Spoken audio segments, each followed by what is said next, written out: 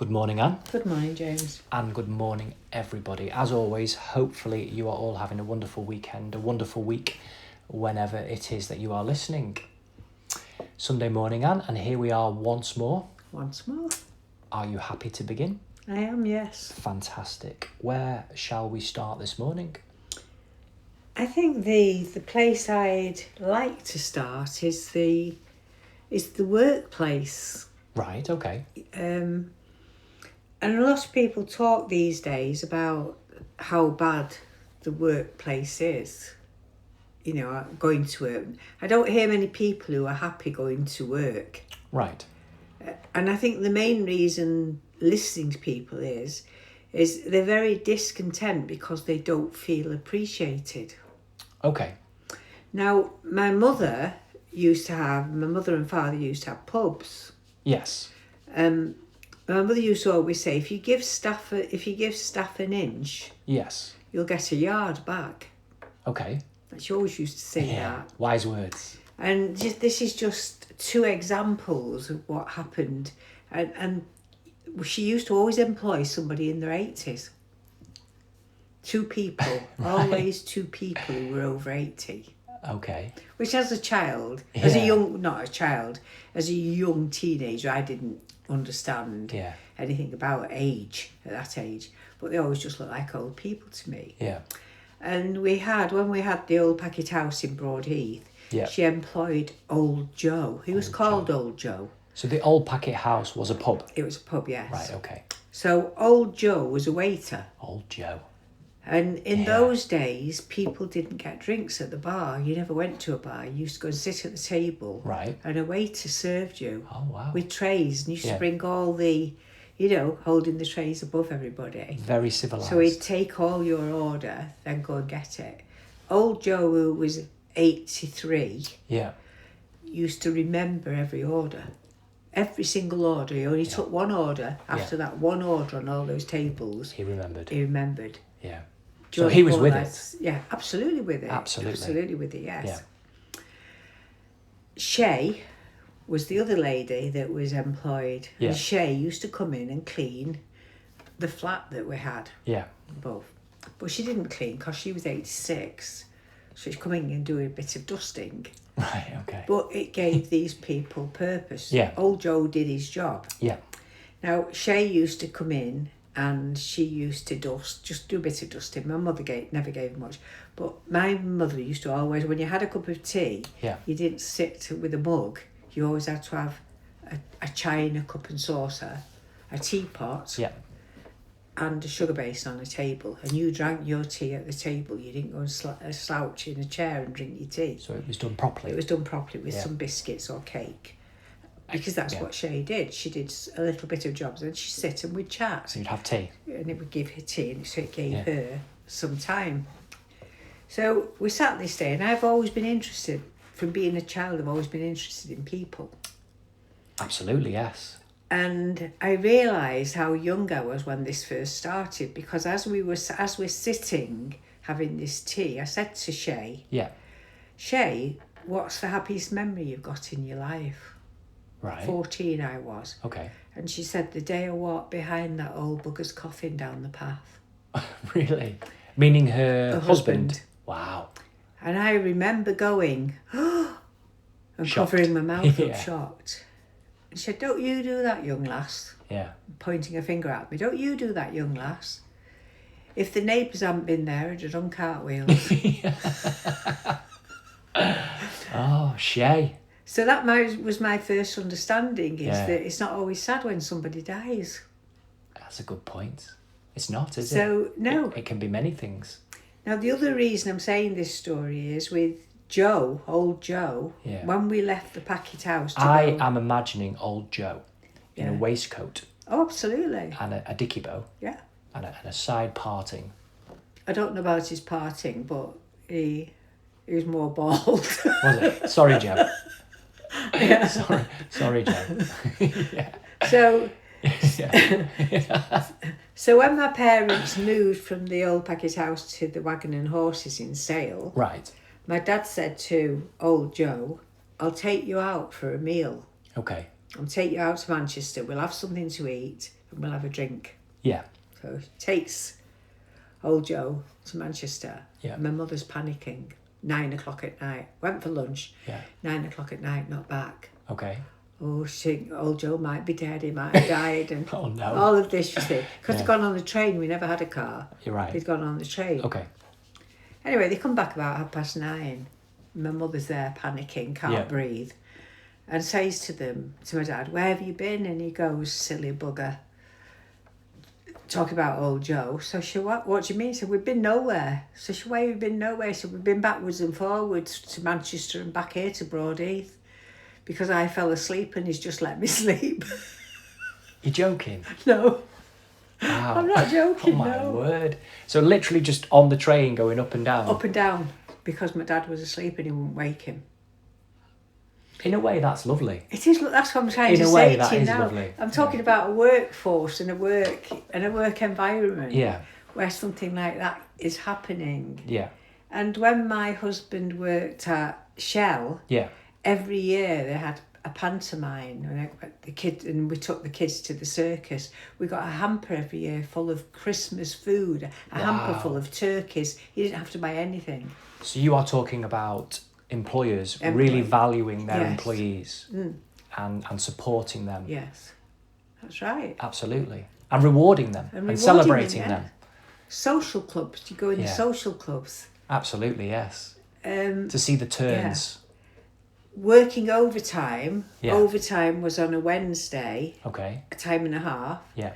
On a Saturday, nobody works Sunday. On a Saturday, they got double time. Yeah. No tax. So there was a great incentive to do it. So the incentive was to work because you were appreciated. Yeah.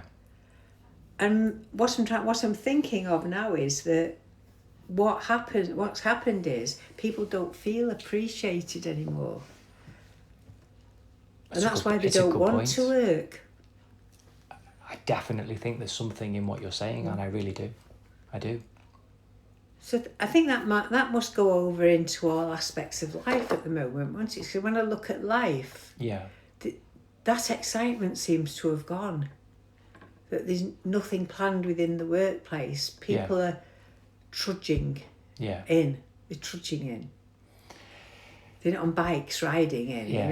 There's not thousands of bikes going into Broadheath. Like it used to be. Like it used to be. It's a good point, Anne. You're right, most people do seem to be slowly trudging into work, half asleep, telling everybody, can't wait till it's Friday. No, can't wait till the end of today. Even. Yeah. And it should be, that's what children at school should be looking forward to, shouldn't they? They should be looking for a job. Yeah. Like when the last time I would think it's happened would be with yourself is, what did you want to be when you were a teenager, or when you were going for, looking for, they were saying, what job do you want to do? And they'd bring everybody in. Yeah, careers. Your careers. What did you go for? How old are we talking? Usually they do it about 14, don't 14. I wanted to be a footballer, if I'm honest, in terms of what if I'm being absolutely straight down the barrel honest, whether that was the most realistic of ideas, choices, probably not. I was a pretty good footballer. I think it was, to be honest. Whether Things I was got in the way. good enough. You would have been good enough, wouldn't you? If you're honest. I was good enough to have a career as a footballer. Yes. Whether or not I could have played for Liverpool in England and won the European Cup and World Cup. Liverpool first. Absolutely. Is a different question. I don't think in my heart of hearts I was that good. I wasn't that good. But I could have played lower league football, maybe professional football. Yeah. Lower league, maybe, if things had worked out differently. Yeah. Yeah. I think so, yes. I had the right attitude. Things worked out in a different way, and I'm grateful for that. And here we are today. So at that age, I have no doubt, if you were to ask me at 14, James, what would you like to be when you grow up? I would have said a professional footballer playing for Liverpool in England. No doubt about it. As I got a little bit older, my mind definitely turned towards education and teaching. I remember at year 10, you do work experience. So that's 5th year of high school. So it's about 15 years old, give or take. I expressed an interest in doing some work experience in education. I remember that clearly. I actually did the work experience at a leisure centre because I was very much into sport and I was doing a PE GCSE, and an opportunity to do some volunteering, work experience at a local leisure centre came up. So I went for that. But I remember at that age expressing an interest in being involved in some kind of education, teaching within a school, primary school, nursery, I don't know, but I put myself forward in that area. So I was thinking about education from probably about then. I was very much into sport and just starting to get an interest in drama as well, which is a subject I took at school because it was a subject, an option that you could take out of a few others. So I just took it. Did many girls? Lots of girls took drama. I also took food technology. Oops. And lots of girls took food technology as well. And I absolutely loved drama. So I wasn't particularly that keen on drama, or I didn't think I was. I'm sure I had lots to say and could put on quite a performance from quite young, but I took drama as a GCSE as another subject because you had to take X amount of subjects. I definitely took PE, I took a few other subjects, and you have your core subjects. But through the course of my GCSE studies, I was really good at drama and my personality, and it gave me an outlet as well to express myself in a different way that I really enjoyed. And the sharing of ideas and the creating side of it, the devising side of it, the performance side of it, and the subject matter as well, real life, meaningful subject matter, stories. A bit deeper than we think. Absolutely. GCSE drama can be very deep, and particularly for the age group, it is deep. It really is. You can be looking at suicide or war, forgiveness, and certain subject matter, like could be the Titanic, it could be Greek theatre, it could be Shakespeare. I mean, it's extremely varied, dependent upon which syllabus you're doing. But I absolutely think it is absolutely worthwhile. And you learn how to listen, how to speak, how to articulate yourself, body language, building self-confidence, self-reflection, so many really underpinning life skills that are transferable to all areas of life. So I absolutely loved it. So from 16, I started to get an interest in performance and acting and directing and that side of things as well. So the two led me to become a English drama teacher. So the two amalgamated and merged as I got a little bit older. I went to university, undergraduate drama degree, and a postgraduate, secondary education, and into secondary education, qualified teacher, and have worked previously in schools, high schools, and it's also led me into other areas, tutoring, workshops, and many other areas in life where the skills from my education and being involved in education has enabled me to work within different areas and just in everyday life as well. So that background has really served me well. The attitude to life, which we talked about, the attitude to work, I feel particularly earlier on, I think I was probably the same to a degree. I think people are patterned into work is work and life is life.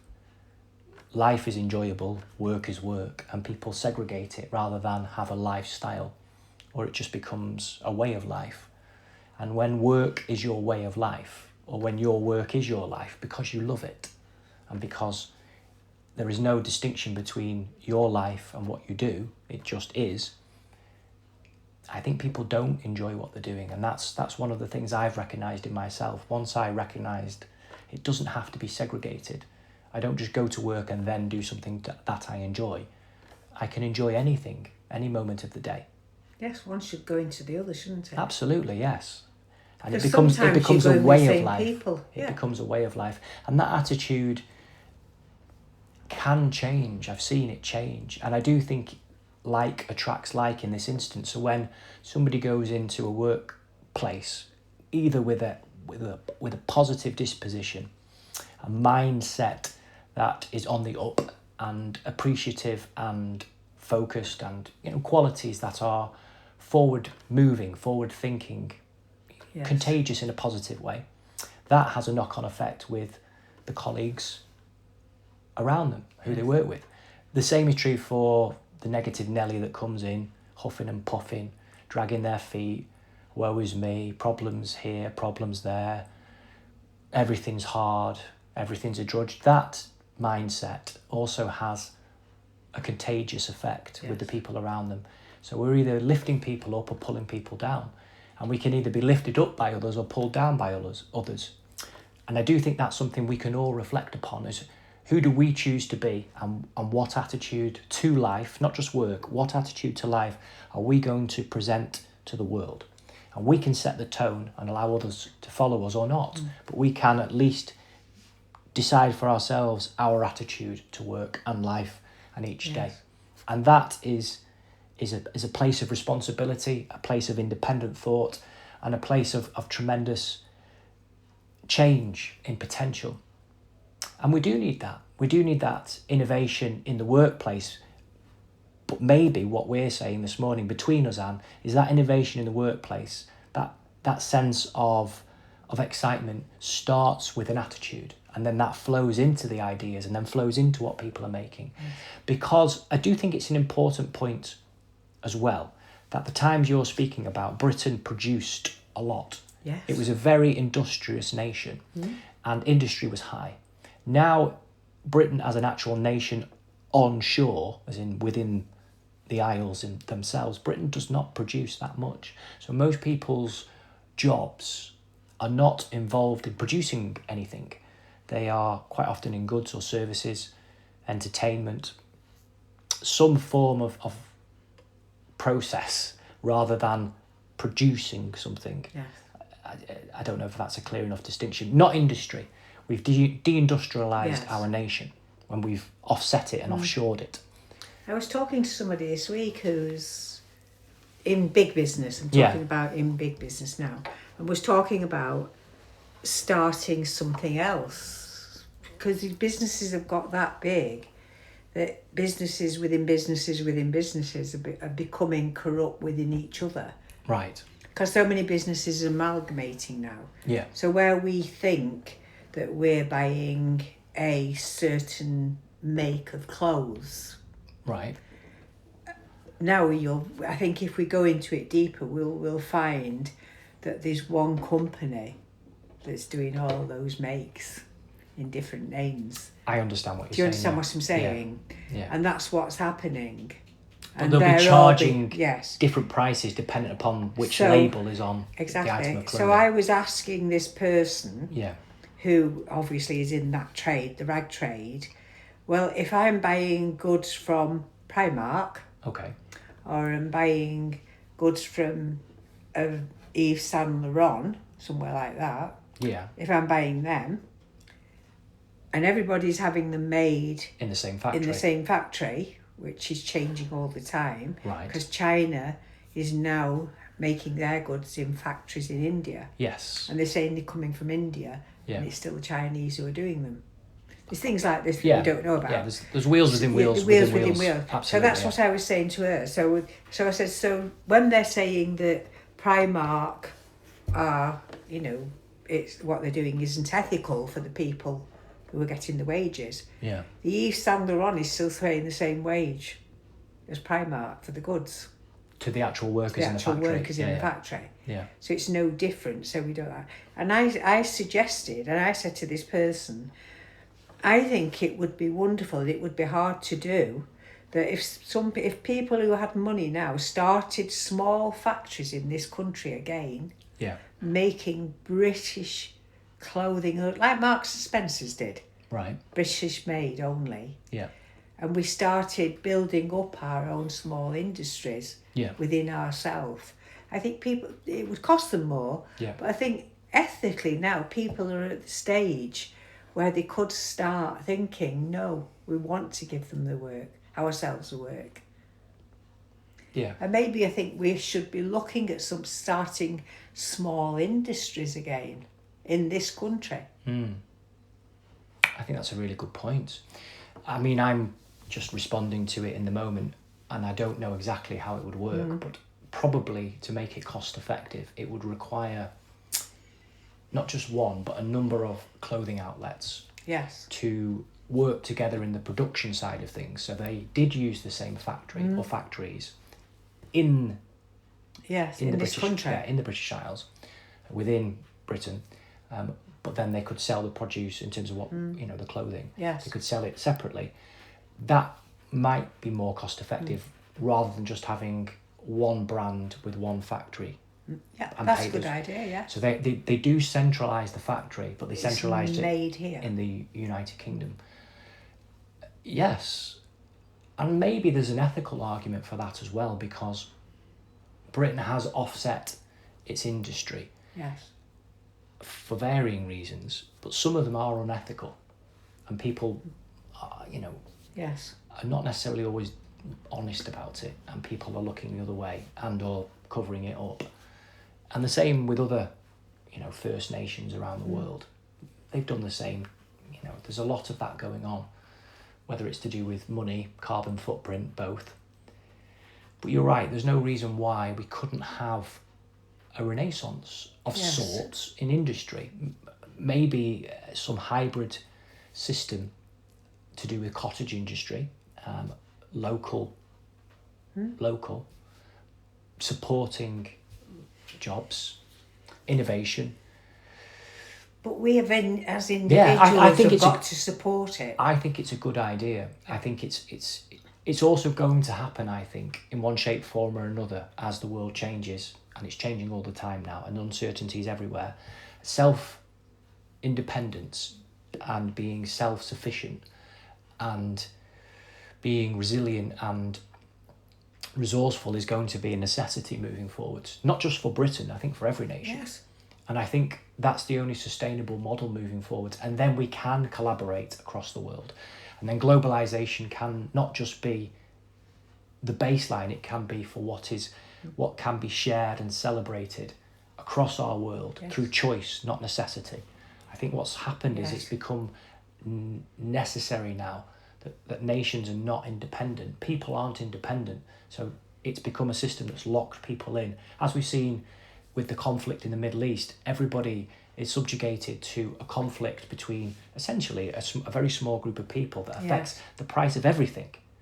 With the Strait of Hormuz affecting the prices of oil and natural gas, which then has a knock-on effect of absolutely everything. But that's still not honest, is it? And it's still not resolved properly. And that's reserves that we're using. And it makes it abundantly clear to everybody across the world that people aren't energy efficient, they aren't food efficient. Nobody's going to be 100% self-sufficient in every area, and we're one humanity that shares one planet, so we have to work together for various reasons, but certainly for humanitarian and moral reasons. But we're too reliant on systems outside of our control, as are the vast majority of humans, and that's a vulnerable position that doesn't need to be as it is, particularly when you've got world leaders who are so unstable, and that's very mildly putting it. So it is inevitable that not just Great Britain, every nation will be reflecting upon its position and moving forwards, becoming more self-sufficient, self-reliant. I would twin that and make sure it's caveated with, I am not meaning it becomes parochial, narrow-minded, nationalistic in an insular sense. No. I do not mean that. But I do think you can have a self-sufficient, self-producing to the largest extent nation and still be outward looking and progressive and global and positive and collaborative and celebrate humanity. I don't think it has to be binary, either or. No. I don't. As an example, before we finish, an example of that for me is that we made the finest cotton in the world in this country. But that will have been sourced from that's what I'm India going to say. or Egypt. Finish, yes. Yeah. So we sourced that from India. Yeah. The cotton came from India. Yeah. They sent the cotton. They sent the cotton here. Then we made the goods. But it was done. It's like a circle of life, isn't it? Really, industry is a circle of life and should be like the circle of life. Yeah. Is that we can take, even with Scotland, their tartans. Yeah. We used to buy tartans from Scotland. They could be made in this country, the kilts and different things. Yeah. But there's always a circle in whatever we're doing. Yeah. We can't be insular. And I think what's tended to happen is they've tried to make this world very insular, the world. So you can only do this here. It's all done by, this is, we're going to produce this. We're going to produce all, like China's has been producing everything. There's no sharing. What I'm trying to say is we've forgotten how to share. That's interesting. Whether it's goods, thoughts, even thoughts. We find somebody else taking. Well, the world is predicated on competition, and because of that, I mean, it's solely predicated on competition, which, therefore, there is the sense of the other, the enemy, them, from either side or many sides. This is an enormous topic, which is fascinating and maybe to be touched upon, I sense, in podcasts to come. Yes. We're opening up many cans of worms here, aren't we? We are, yes. Which is really interesting. Maybe I feel, just as a quick response from my side, in terms of you're talking about a circle of life, a process. It's at each step of that process, whether it's cottage industries, extremely local, or it's more globalised processes, you talked about India and the United Kingdom historically, is that morality at each stage as much as possible in terms of conscience, and that exploitation intentionally doesn't happen. Obviously, some people are always going to be unhappy with something because that's life. That's life. And some people will feel that they are not as well off, or the grass is greener on the other side, so to speak. But intentional exploitation. So a decency and a humanity and a generosity of spirit and an honesty of conscience that flows across our world is that unity consciousness, that one humanity mindset. That means that whatever system that we implement will be, at least in essence, good. It might not be the most effective or the most economical or the most productive system, and therefore lots can be debated about which systems or which ways of doing things are better or most appropriate. And there will be a lot of debate about that, but everything will be coming from the place of goodness, from a place of decency and a shared intention of a collective humanity. And therefore a deliberate abuse of others is gone. Intentionally. Obviously, things will not be perfect, but there has been and there still is a deliberate abuse of systems and of people, of money, and of many things, resources, and people are intentionally taking advantage and harming others, and in some cases malevolently enjoying this. And that's happening on a global scale as well as on a very small scale. So the whole world is touched by that, and that's what has to change in every area. In food, in finance, in pharmacy, in pharmaceuticals, in law, in sport. I mean, I was listening and reading up about the World Cup in America, and that is really blown up in terms of corruption. Has it? Yeah, the prices of tickets, how many teams are entering, the prices. That's no different than our football teams. They're charging exorbitant. Is that how you say it? Exorbitant. Exorbitant. Exorbitant. That's exactly what I said and meant to say. There you go. Prices even for car parking. It really is extortion.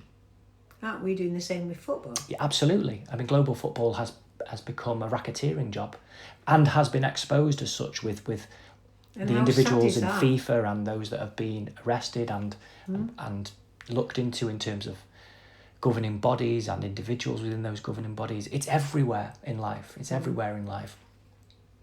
So there's a lot to change, and it's quite overwhelming to face because it's everywhere. But on the other side of it, it's worth it. So if we do turn towards change and we do turn towards it together, it is worth it. But let's make it joyful. That's absolutely, what I'm saying is. Absolutely. I agree with you. Let's make it joyful. If we all go out to work and we go out with joy, how wonderful is that? Yeah. To have a laugh. Yeah. You do your job, but you have a laugh. Yeah. People have forgotten how to have a laugh with each other. Yeah. And make the most of each day.